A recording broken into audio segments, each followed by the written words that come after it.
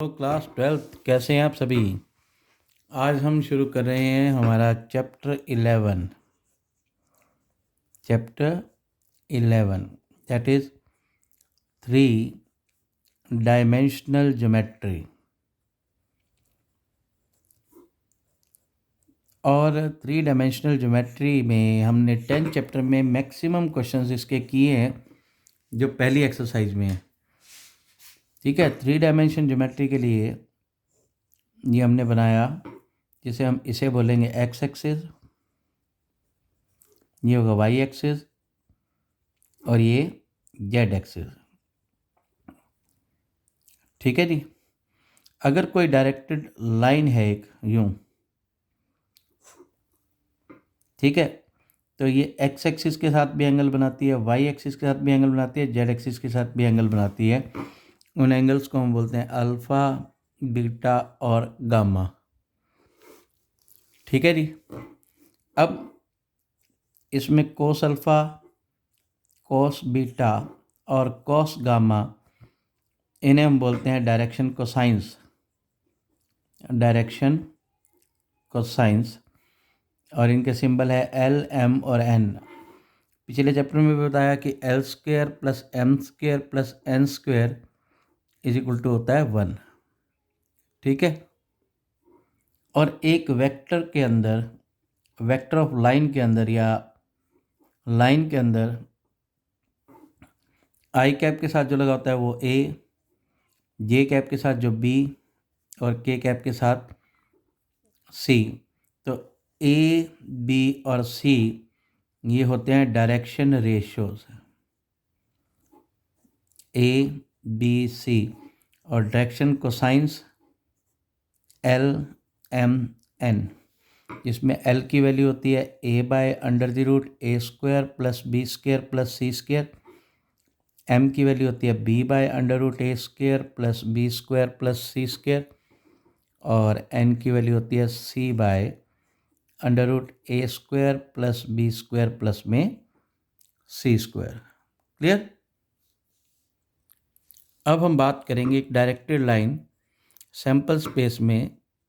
मान लो इसका first coordinate है x1, y1, फर्स्ट पॉइंट है z1 और दूसरा है x2, y2, z2। अगर मुझे इसको वेक्टर फॉर्म में लिखना हो तो वेक्टर ए बी यानी कि line x2 minus x1 I cap plus y2 minus y1 J cap plus z2 minus z1 K cap.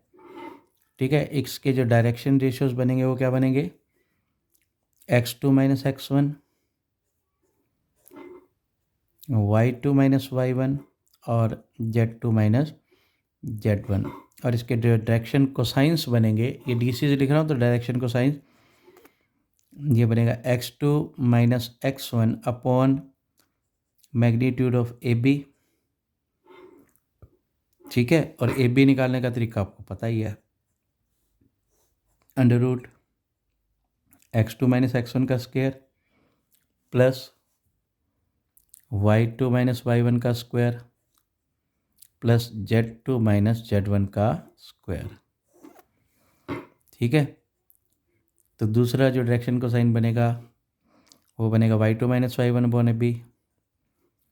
और तीसरा बनेगा z2 minus z1 upon A B का मैग्नीट्यूड। अच्छा, एक चीज़ और है, इसी को हम एल, एम और एन भी बोलते हैं।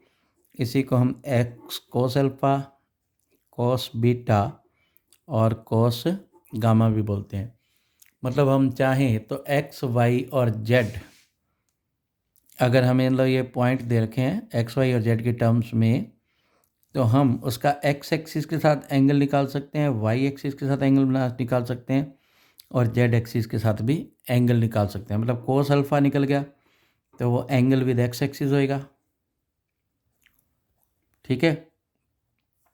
और cos beta angle with Y axis और cos gamma angle with Z axis. Got it. तो हम करते हैं एक्सरसाइज 11.1। ठीक है। पहला क्वेश्चन है, if a line makes angles 90 degree, 135 degree, 45 degree with positive direction of x, y and z axis respectively. Find it direction cosine. तो फिर क्या, बहुत आसान है, L is equal to cos alpha यानी कि cos 90 0, M is equal to cos 135। Cos 135 कितना होता है, इसको हम लिख सकते हैं कोस 180 माइनस 45। फिर ये देखो सेकंड क्वाड्रेंट में है, सेकंड क्वाड्रेंट में कोस नेगेटिव होता है तो पहले माइनस कोस 45 यानी कि 1/√2।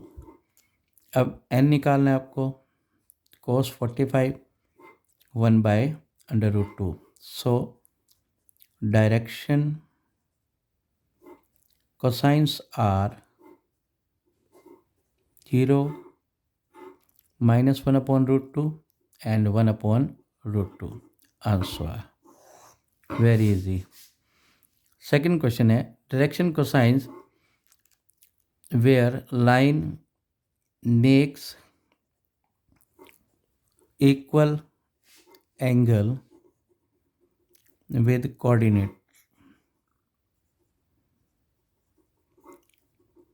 तो हमारा let they make the angle, solution कर रहे हैं, यहाँ से शुरू कर दिया मैंने। Let they make the angle theta, theta वो एंगल बनाते हैं तो एल भी हो जाएगा कोस थीटा, एम भी हो जाएगा कोस थीटा, एन भी हो जाएगा कोस थीटा।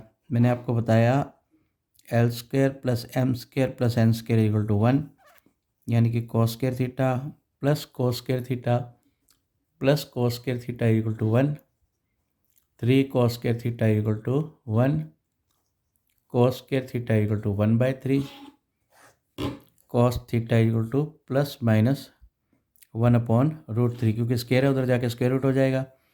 तो इसके डायरेक्शन कोसाइंस क्या आ जाएंगे, plus minus 1/√3 plus minus 1/√3 plus minus 1/√3। Answer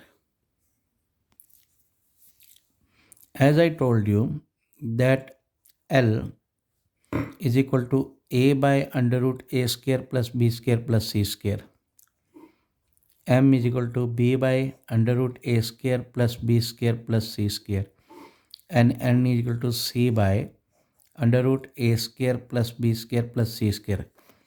I also told in the class in the exercise in the chapter 10. Also we will use this in chapter 11. We are given direction ratios. Those are -18, 12 and -4. First of all, find a² plus b² plus c² under the root. -18 square plus 12 square plus -4 square under the root. Its result will be 22. Okay. So direction cosines are -a/a, -18/22 and 12/22 and -4/22. Clear? Solve this and you will get answer. Very easy. Well, in the class 12th and chapter number 10th, I told you the conditions of parallelism and collinear. Both are the same things. I told you the direction ratio of ratio of direction ratios is always equal. And for perpendicular, I told you a1 a2 plus b1 b2 plus c1 c2 is equal to 0. In the question number 4, we have to find the lines are collinear or not. Lines are collinear or not. Clear? You have the points first of all take 3 points, 2 point ये मैंने गलती से बना दिया भाई, points हैं 2 3 4, B point लगा लो -1 -2 1 और सी पॉइंट लगा लो 5 8 7। तो ए बी का डायरेक्शन रेशियो निकाल लो, बी सी का निकाल लो और उनका रेशियो निकाल लो। अगर सेम आ गया तो ये कोलिनियर होंगे या पैरेलल होंगे, वरना नहीं होंगे। ठीक है, इसके बाद आती है बात, कहता है find direction cosines of the triangle. Triangle के डायरेक्शन कोसाइंस निकालने हैं। देखो, डायरेक्शन कोसाइन निकालना है तो मैं आपको ये ट्राइंगल एक बार बना ही लेता हूँ छोटी सी। ठीक है, ए बी सी।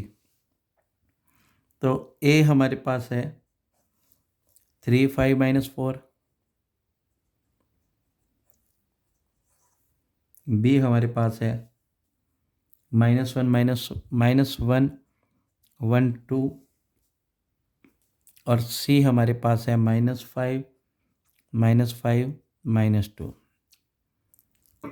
ठीक है जी, डायरेक्शन कोसाइन निकालने के लिए पहले इसके डायरेक्शन रेशियो निकालो।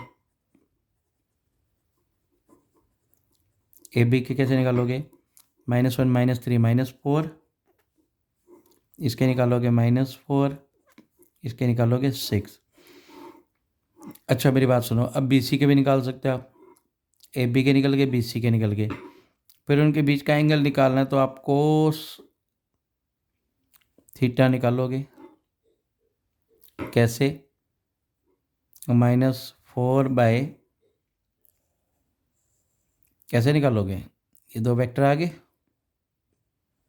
है ना। इनका एंगल निकालने का तरीका, आपको इसके डायरेक्शन कोसाइन निकालने का तरीका बताया तो हुआ मैंने, है ना। डायरेक्शन कोसाइंस निकालो, इसके डायरेक्शन कोसाइंस कैसे निकालोगे ना, पता ही है आपको। ए बी का मैग्नीट्यूड निकालो, इसके नीचे भर दो। ऐसे ही बी सी के लिए और ऐसे ही सी ए आई सी के लिए, ए बी फिर बी सी फिर सी ए के लिए। और डायरेक्शन कोसाइंस निकाल लो, अगर 2 इक्वल आ गए तो आइसोसेल्स, 3 इक्वल आ गए तो इक्विलेटरल ट्राइंगल, और कोई भी इक्वल नहीं आया तो स्केलिन ट्राइंगल। बस इतनी सी बात है। अच्छा, फिर मन में ये भी आ रहा होगा सर हो सकता है राइट एंगल ट्राइंगल हो, तो फिर क्या करना, फिर A1 A2 plus B1 B2 plus C1 C2 कर देना।